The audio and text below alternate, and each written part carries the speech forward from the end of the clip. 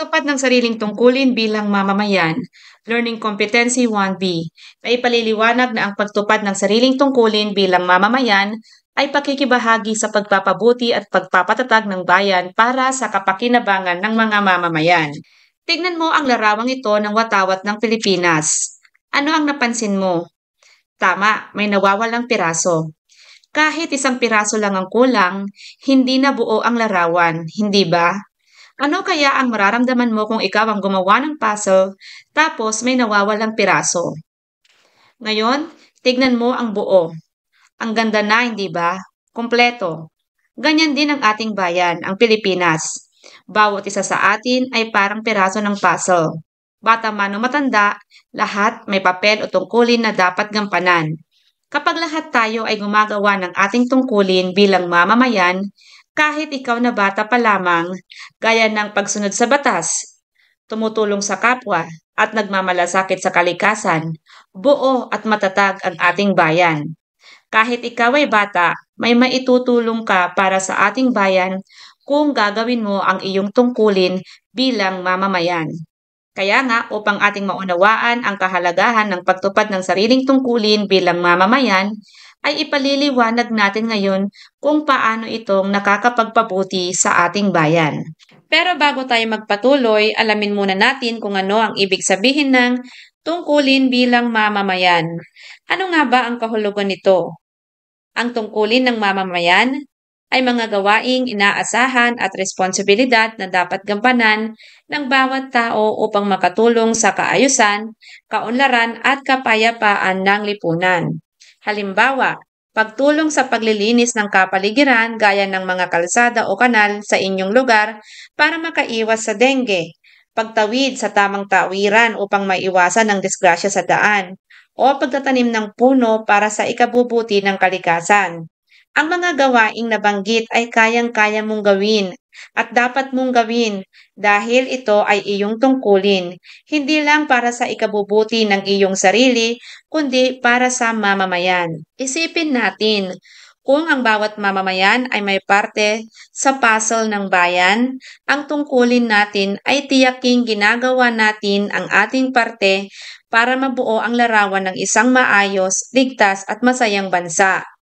Kung may isa o ilan na hindi kikilos, magiging butas o kulang ang ating bayan. Ibig sabihin, mahina, hindi maayos, at madaling magulo. Kaya nga, kahit ikaw ay bata, kung ginagawa mo ang iyong tungkulin ay nakatutulong ito sa pagpapabuti ng ating bayan. Paano nga ba nakatutulong ang pagtupad ng tungkulin sa pagpapabuti ng bayan? Una, pinapanatili nito ang kaayusan at kapayapaan sa bayan. Kapag ginagawa natin ang ating tungkulin, tulad ng pagsunod sa batas at patakaran, natutulungan natin na maging maayos at tahimik ang ating paligid. Kung lahat tayo ay may disiplina, walang nagsisiksikan, walang nag-aaway, at walang kalat sa kalsada, mas ligtas at komportable tayong mamumuhay. Halimbawa, sa isang barangay, kung lahat ng motorista ay sumusunod sa traffic light, walang mangyayaring banggaan, walang traffic at ligtas makatatawid ang mga tao. Kahit sa palengke, kapag lahat susunod sa pila at hindi nagsisiksikan, maayos ang daloy ng mamimili at hindi nagkakagulo. Tandaan, ang isang maliit na paglabag ng isa ay pwedeng magdulot ng problema sa marami. Pangalawa, nagpapalakas ng pagtutulungan. Sa tuwing tumutulong tayo sa isa't isa, mas magiging magaan ang mga gawain at mas madaling maresolba ang mga problema.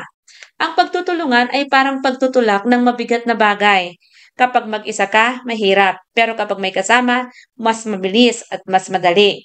Halimbawa, kapag may bagyo at pagbaha at nagtutulungan ang mga magkakapitbahay sa pag-akyat ng gamit sa iligtas na lugar, maiiwasan ang labis na pinsala. O kaya, may ilan na tumutulong magligpit ng kalat pagkatapos ng baha. Habang ang iba naman ay nagdadala ng pagkain at tubig sa mga naapektuhan, mas mabilis maayos ang lahat. Sa bayan, kapag nagtutulungan ang mga mamamayan, mabilis ding umuunlad ang komunidad. Pangatlo, nagpapakita ng pagmamalasakit sa kapwa at kalikasan. Kapag may malasakit tayo sa kapwa, iniisip natin ang kapakanan nila at hindi lang ang sarili natin. Kapag may malasakit tayo sa kalikasan, pinoprotektahan natin ang ating kapaligiran para magamit pa ito ng mga susunod na henerasyon.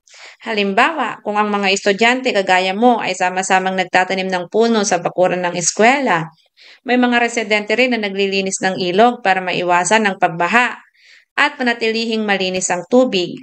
Sa ganitong paraan, mas magiging ligtas, malusog at masaya ang pamayanan dahil napananatiling malinis at ligtas ang kapaligiran, kaya mababawasan ang panganib ng pagbaha at nagkakaroon ng mga sariwang hangin para sa lahat.